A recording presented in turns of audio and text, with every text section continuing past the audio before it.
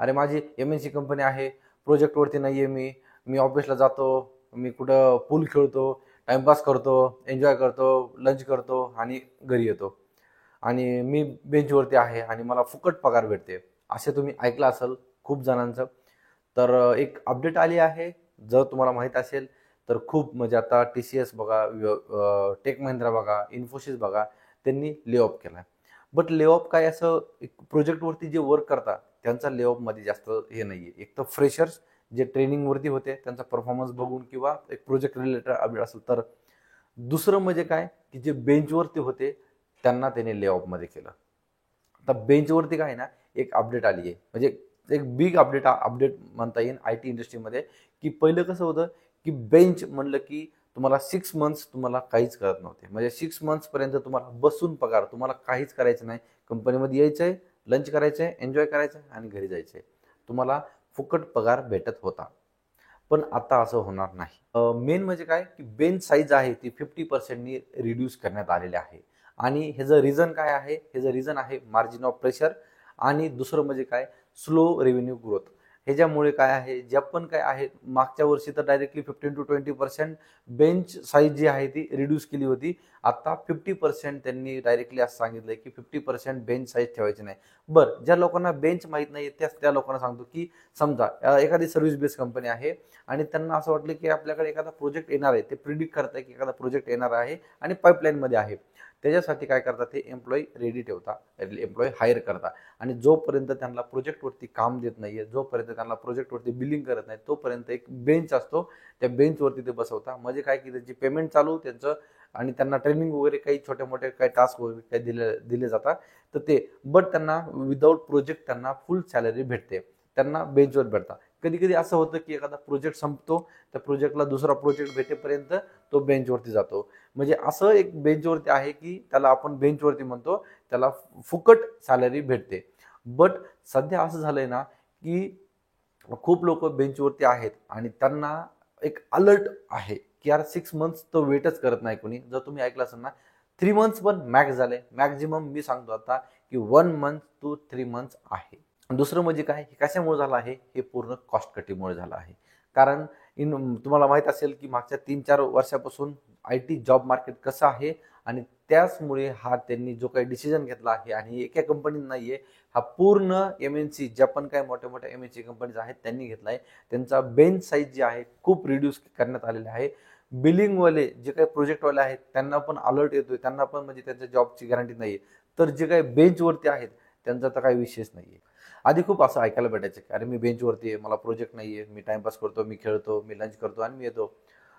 But आता असं नाही राहिलंय. आता बी अलर्ट, जे पण बेंचवरती आहेत त्यांना एक असं सिग्नल आलेलं आहे म्हणायचं की तुम्ही आता बेंचवरती आहेत.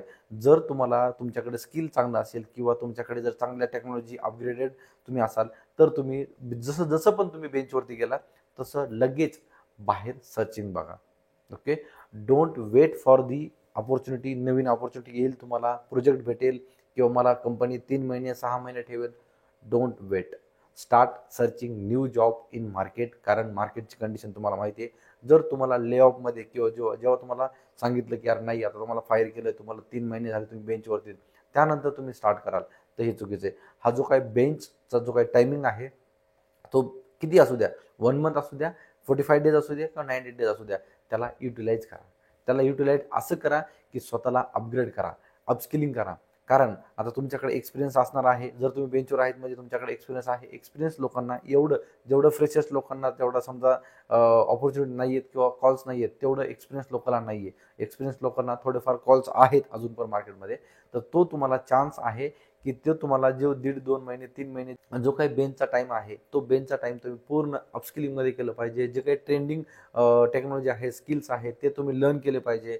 जॉब जे इंटरव्ह्यूची प्रॅक्टिस केली पाहिजे. सगळ्यात मेन असं वाटतं यार मला एक्सपिरियन्स आहे, मी इंटरव्ह्यू देईल किंवा काय देईल. तुम्हाला जर 3 इयर्स किंवा मी मॅक्सिमम 2 इयर्सच्या आतमध्ये जर तुम्ही कुठलाही इंटरव्ह्यू दिला नसेल ना, तर तुम्हाला तुमचा फर्स्ट इंटरव्ह्यू क्रॅक, म्हणजे असं नाही म्हणणार की मी क्रॅक नाही होणार, पण खूप डिफिकल्ट आहे.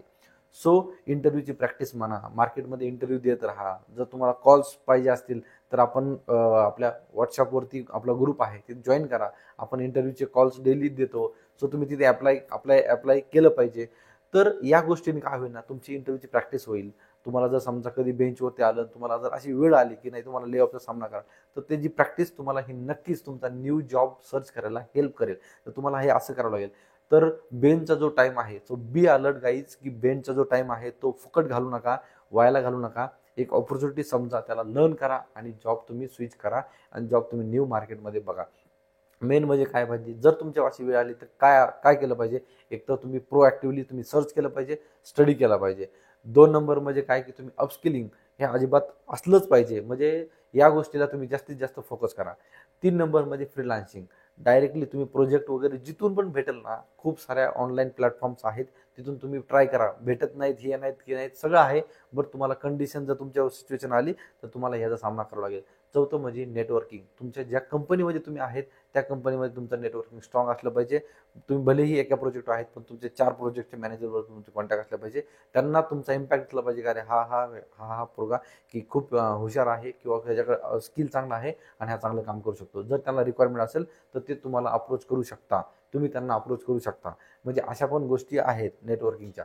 आणि मेन म्हणजे काय, की तुम्हाला मग बाकी सर्च करत राहायचे. जो बेंचचा जो टाइम आहे तो तुम्हाला असा वायाला न घालता तुम्हाला काहीतरी त्यात लर्न करून तुम्हाला ते युटिलाइज करावं लागेल. कारण बेंचवरती आता मॅक्झिमम 30 डेज, मी तर सांगाल 30 डेजच सांगितलेलं आहे ह्याच्यानुसार. बट हा जो टाईम आहे, हा टाईमला थोडं युटिलाइज करा, थोडंसं लर्न करा आणि तुम्ही तुमचा न्यू न्यू जॉब सर्च करू शकता. सो हे अपडेट कसं वाटलं तुम्हाला सांगा. आणि जर तुम्ही चॅनलवरती नवीन असाल तर चॅनलला सबस्क्राईब करायचं विसरू नका. आय टी रिलेटेड जे पण काय अपडेट असेल किंवा आय टी रिलेटेड व्हिडिओज असेल, मी फ्रेशर्स असो या एक्सपिरियन्स मी घेऊन येत असतो. सो सबस्क्राईब करायचं विसरू नका. आणि व्हिडिओ आवडला असेल तर लाईक करायला विसरू नका आणि तुमच्या फ्रेंड्सबरोबर हा व्हिडिओ शेअर करा. Thanks for watching. Till then, bye bye.